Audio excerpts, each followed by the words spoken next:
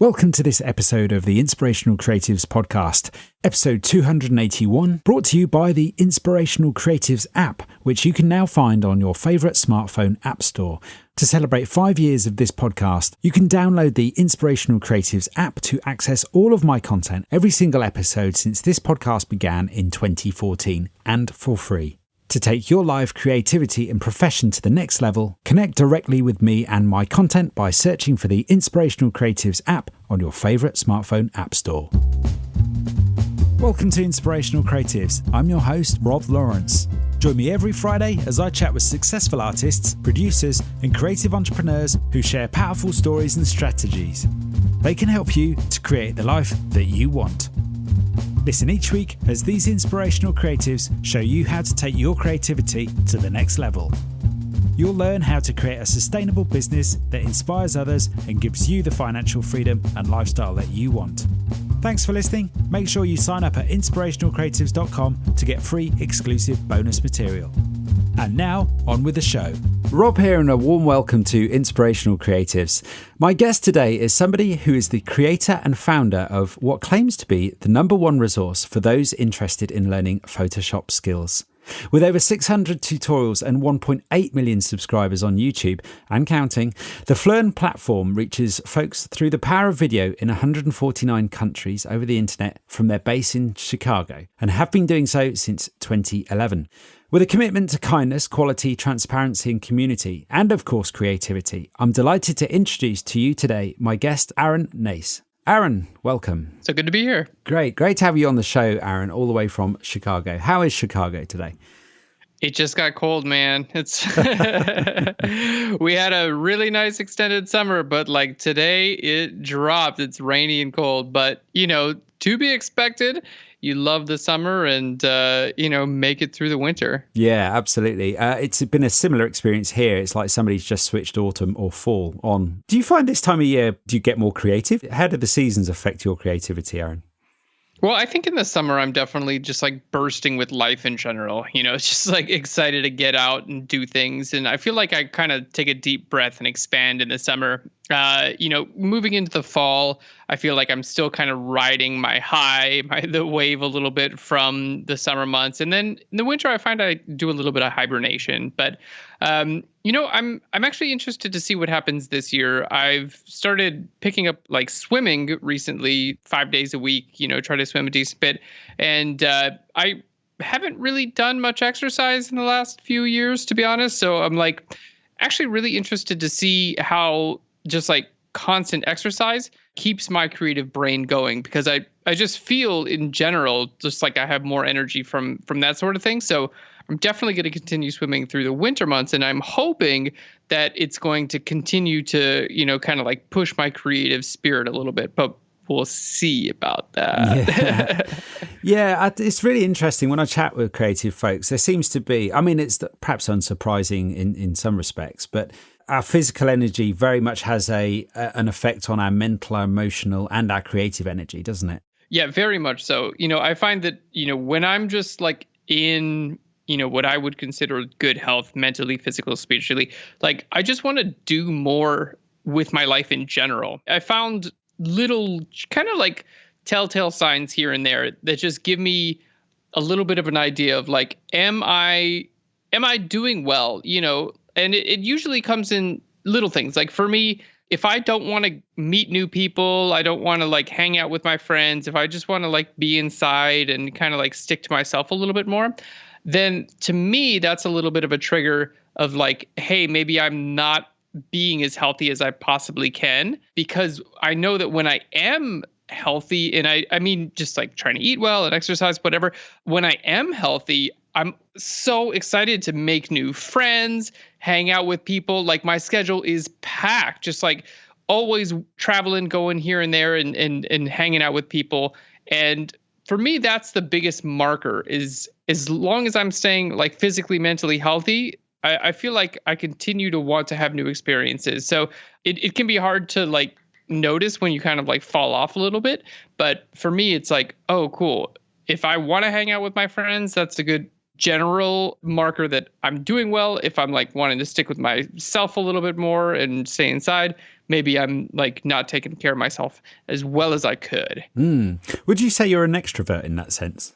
I actually would consider myself kind of on the fence with that a little bit, to be honest. Yeah. I really love people. I like hanging out with people. I definitely need my alone time to recharge. So I find that after a busy week, oftentimes I'll try to spend an entire day with myself, maybe just shooting or doing other creative pursuits and things like that. But I kind of go in phases. Again, I think it has to do a lot with my mental health. When I'm just like maybe not as mentally healthy, I'm much more of an introvert. When I am more mentally healthy, I think I become a lot more of an extrovert. So, yeah, it's a really interesting shift that I personally have just become more aware of, especially recently. Over the last year, I've made just kind of healthy lifestyle changes kind of a priority. And I've found that I've become more of an extrovert, which is kind of surprising for me, but I'm really enjoying it. Yeah, that's awesome. Brilliant. So for our listener who may not know who you are and what it is that you do in the world today, how would you describe that? So I do a bunch of stuff. Probably most well known for Phlearn. That's PHLEARN. It's like Photo Learn. That is an education platform I started in 2011, teaching photography, Photoshop, Lightroom, and other creative skills. My background is in photography, and I found that there weren't a lot of great online resources at the time teaching the sort of things that I was actually interested in. So I basically went about it, said, okay, I'm going to do this myself. So started making videos and putting them on the internet for free, publishing on YouTube. And then eventually down the line, we were able to offer more advanced content. And now we have that available on our website, phlearn.com. So I'm an educator and a business owner, I guess, on that side. I'm also a photographer as well as a retoucher. And so I do that a lot for my personal work as well as like client work as well. Personal life, I really enjoy cooking. I'm super big into food. So I actually do a lot of food photography, but just for myself, just having fun. Kind of just like constantly open to exercising new types of creativity. And for me, because I have a photography background, new types of photography. So I really enjoy like being out in nature and new places. So I do a lot of like outdoor and nature photography as well. But again, mostly that is personal work. So I try to do as much personal work as I can. And that pretty much just follows my personal passions. Like whatever I'm interested in, usually I'm just going to bring a camera and make the two work together. That's brilliant. I'd love to talk to you more about Phlearn and your photography in a moment, but I was really inspired by what you said there. And I know that a number of our listeners are probably cooking right now as they're listening to this. And, and there's something about a good meal that you just want to take a photo of it, don't you? Oh my God. Yeah. And the funny thing is, learning to do food photography has really influenced my cooking, because a lot of food photography is just making your food look good.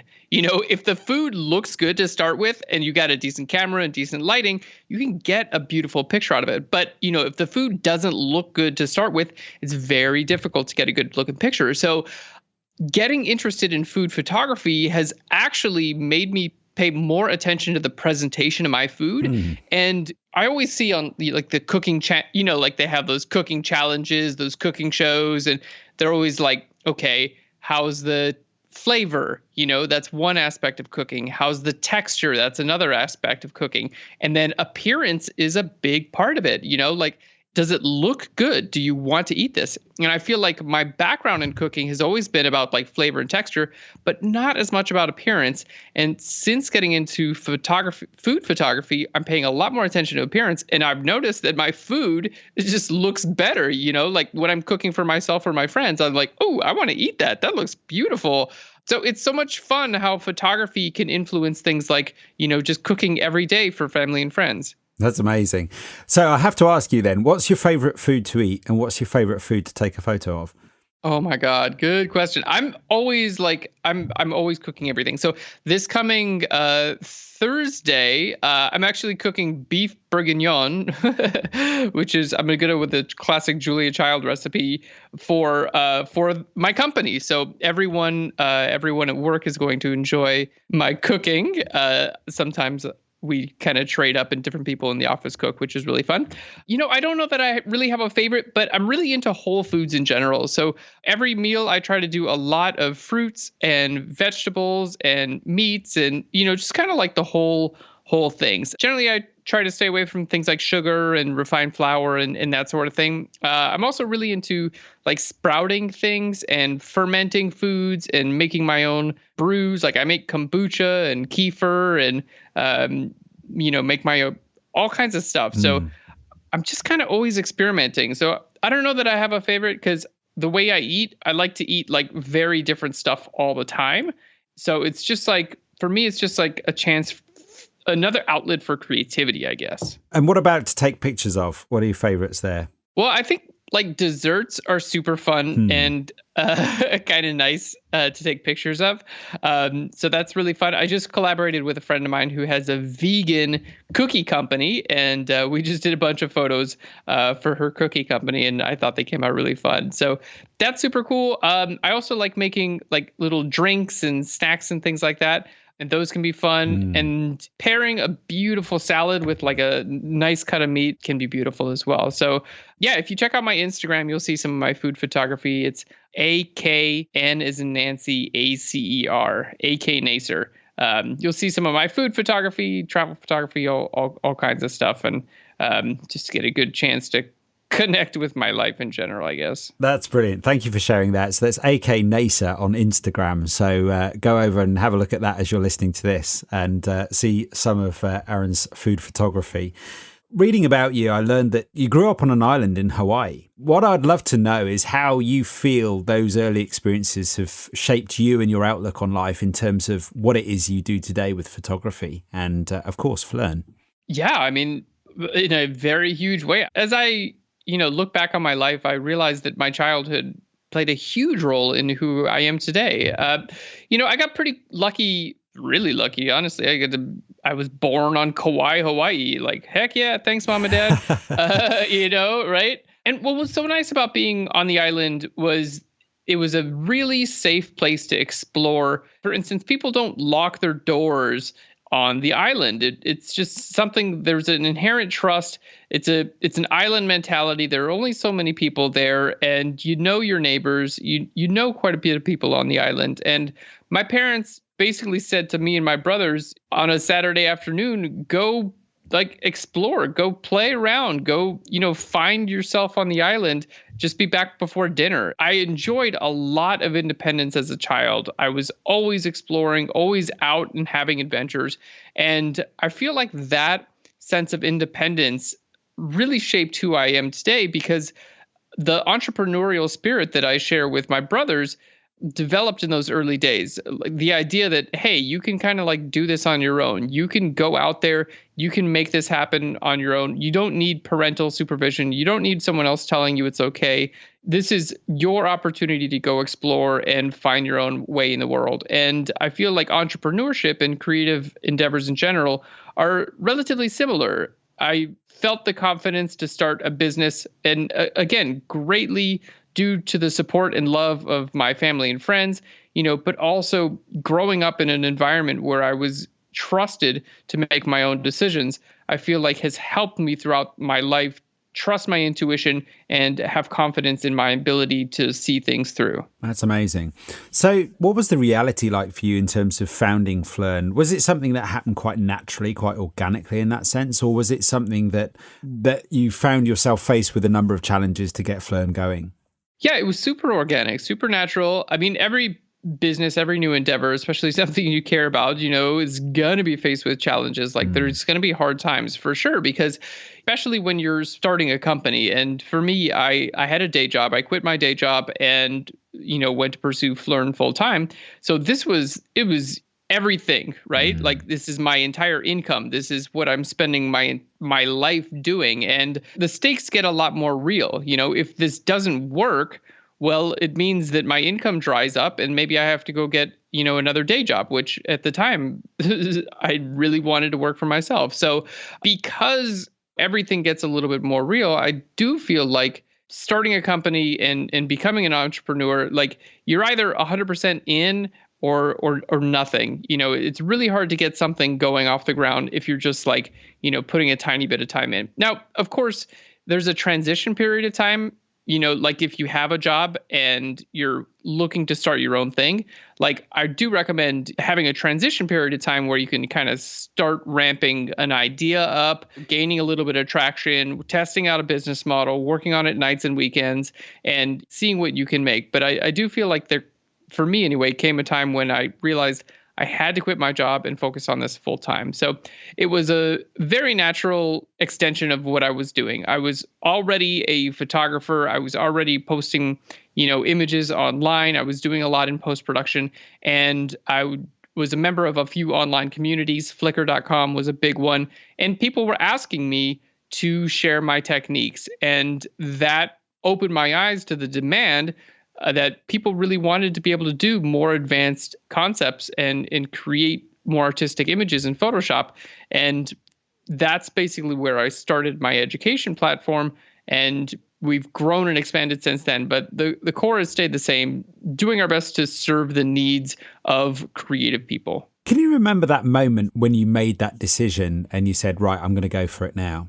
For sure. I was bringing in a little bit of income on the side. So I had some confidence in myself that, okay, if I was able to bring in this much income doing this as a side hustle, if I quit my job, if I did this full time, I think I can make it work. Even just, for just enough to pay my rent. Like this is not something in the beginning, this was not like rock star status, right? It's just like, can I live? I can eat rice and beans for a while, but like, can I live just kind of doing my own thing? So I started gaining my confidence, and the idea, was kind of working its way around in my head. I also realized that I was just paying less and less attention at work, and I started to feel real bad about that. Like I was not being an ideal employee, and I was like, I got to do something here. I got to leave this situation because I'm not happy with myself if I'm not treating whatever I'm doing with respect. So I do remember the day was like a Saturday, and I took the day to myself, and I just went on a really long walk for hours and hours and hours. And I just kind of weighed the whole decision. And at the end of the walk, I was like, well, what's the worst thing that's going to happen? I figured out the worst thing that could possibly happen is this wouldn't work. I wouldn't make the amount of money that I needed to live off of.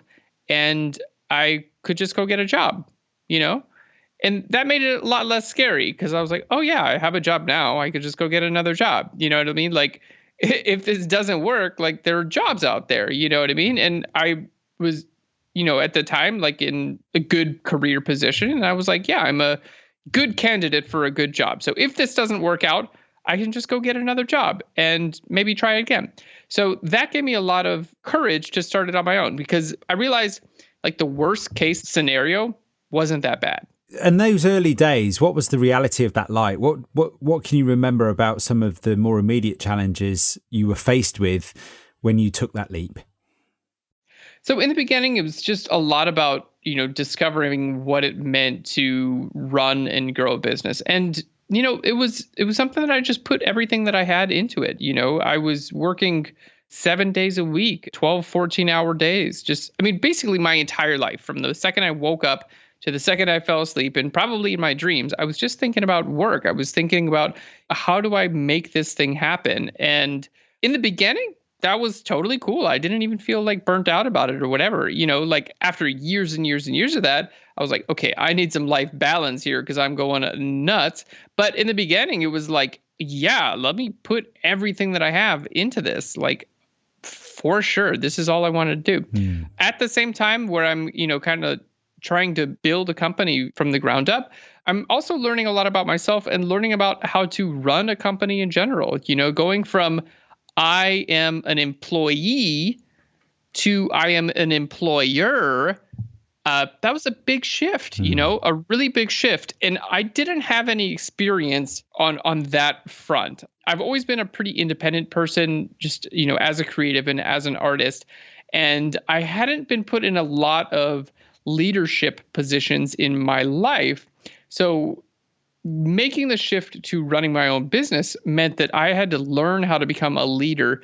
And that meant quite a bit of like learning anything. I did a lot of things right and I did a lot of things wrong, and you do your best to learn from the things you did wrong. And I do my best to try to not beat myself up over them because, at the end of the day, like we're all just in this together and trying our best. So that still continues to be something that I learn every day, how to become a better leader, how to organize and build a company to function as good as it possibly can function, keeping everyone engaged, keeping everyone interested and challenged, make sure everyone is heard, and keeping the vision and the energy of the company moving forward so we can continue to grow and expand and prosper and kind of make the most out of our time here. Yeah. I'd love to come back to what you were saying there about the vision and the energy around the company in a moment. But before I do, how long was it before you took your first person on in the organization?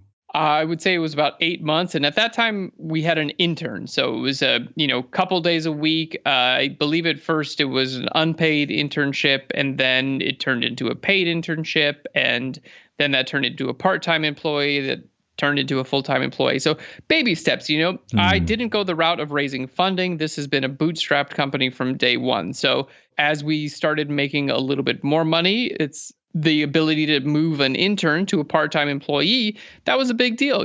All of a sudden it goes from me to me and one other person. And it's like, wow, we can get more done here. Yeah. And those baby steps, I feel, are like the building blocks and the foundation of what we have today. And we still operate in the very same way. We are a completely bootstrap company to this day. We have not taken any external funding. And that means that we are a business that survives off of what we operate on. If we have a profitable year, then we can use those profits to reinvest into the company. If we don't have a profitable year, well, next year we should work as, do as good of a job we possibly can to make sure we do have a profitable year. So, just like life in general, you have your ups, you have your downs. But at the end of the day, I've found that putting your love and energy into a company and not giving up during the tough times is what keeps you around. For me, it's been about 10 years. So that's all I can speak of. We've definitely had our share of trials through the years. And I'm super happy to say that we're going strong. We're doing well. Yeah, that's great. I don't want to just focus on the challenges, but so I'll ask one more question about the challenges, which is, what would you say the biggest challenge has been then in the last 10 years for you, for your organization?